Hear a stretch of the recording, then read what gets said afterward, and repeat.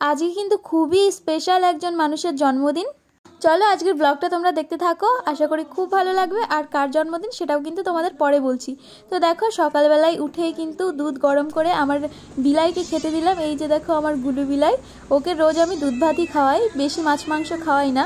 কারণ একজন আমাকে বলেছে যে বেশি আমিষ জাতীয় খাবার খাওয়ালে নাকি জীবজন্তুরা বেশি হিংস্র হয়ে যায়, ওই জন্য কিন্তু আমি ওকে রোজ দুধ ভাতই খেতে দিই। তারপরে দেখো আমার মা একটা ডিম সিদ্ধ দিয়েছিল, আজকে আমাদের সকালে সিদ্ধ ভাত রান্না করেছিল। ডিমটা সিদ্ধ হয়নি, কুসুমটা পুরো একদম এরকম আছে দেখো, সেটাই খেলাম।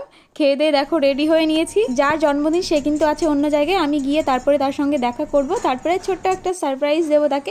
টোটো থেকে নেমেই কিন্তু আমি চলে এসেছি কেকের দোকানে। দেখো এখান থেকে একটা কেক নিলাম, বেশি বড় কেক নিইনি, একদম ছোট একটা কেক নিয়েছি।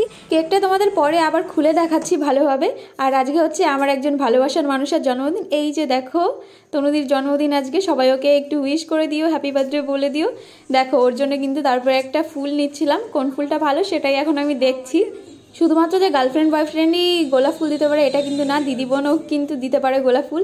তাই লোকে অনেক কিছু ভাবতে পারে, আর লোকে কী না ভাবে বলো, লোকের কাজই তো নেগেটিভ ভাবা। সেই কথা না হয় বাদই দিলাম, যার যার অবস্থা সে সেই বোঝে। তো আমার মনে হয় লোকের কথা বেশি গায়ে না লাগানোই ভালো, কারণ লোকের কাজই হচ্ছে ওটা, শুধু বদনাম করা। নিজেদের দিকে তাকিয়ে কেউ কখনো দেখবে না যে নিজেরা কি করছে না করছে, নিজের ছেলেমেয়েরা কি করছে না করছে, শুধু অন্যের দোষারোপ করতেই আজকাল সবাই ব্যস্ত। সে বাদ দাও, যাই হোক আজকে এই একটা ভালো দিনে আর এসব কথা বলছি না বেশি। অন্য একদিন মানে সময় হলে বা ইচ্ছা হলে তোমাদের সঙ্গে অনেক কিছু শেয়ার করবো। এখান থেকে ফুল নেওয়ার পরে আমরা এখানে দাঁড়িয়ে কিছু ছবি তুললাম। ছবি তোলার পরে আমরা কিন্তু এখন চলে এসেছি নাজিরপুর সোনার বাংলা রেস্টুরেন্টে। এই রেস্টুরেন্টটা দেখো দেখতে কি দারুণ না, আর খাবারের কোয়ালিটিও কিন্তু খুব সুন্দর। আর বার্থডে বলো, আইবুড়ো ভাত বলো বা অন্য কিছু সেলিব্রেশনের জন্যও কিন্তু আলাদা জায়গা আছে, বেশ সুন্দর। আর এক্সট্রা কোনো চার্জও কাটে না, আমাদের থেকে তো কাটেনি কোনো চার্জ, যেহেতু আমরা আলাদা করে কোনো ডেকোরেশন করাইনি ওনাদের দিয়ে। এবার জানি না ডেকোরেশন করালে বা কি কেমন চার্জ নেবে না নেবে, সেটা তোমাদের কথা বলে দেখতে হবে। তো দেখো এই যে কেকটা খুলছি।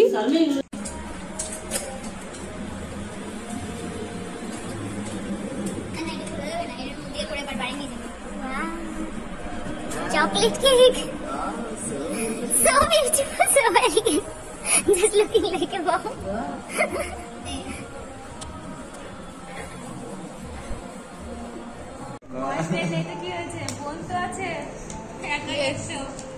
একাই আমি 300।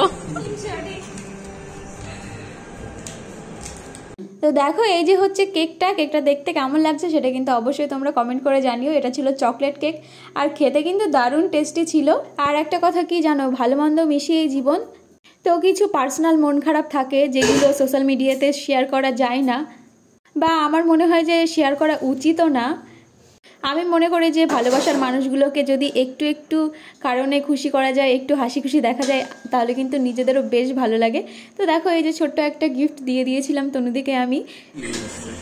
Happy birthday, happy birthday. আমি এত বড় আসলে নে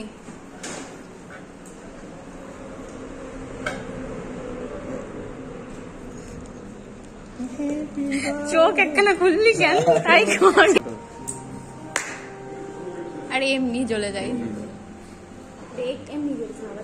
আরে নে কাট। হ্যাঁ হ্যাঁ, happy birthday, happy birthday, happy happy happy birthday to you, happy birthday to you, happy birthday dear Tanudi, happy birthday to you. তুই খা, দে আমি খাওয়া দিই তোরে।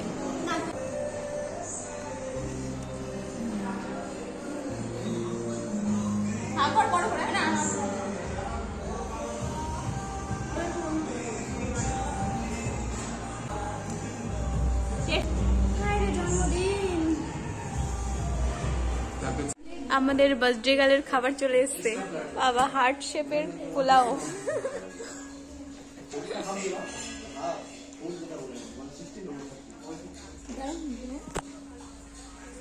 আমরা আজকে অর্ডার করেছিলাম ফ্রাইড রাইস, চিলি চিকেন, আর হচ্ছে পোলাও, আর হচ্ছে প্যান ফ্রাইড মোমো।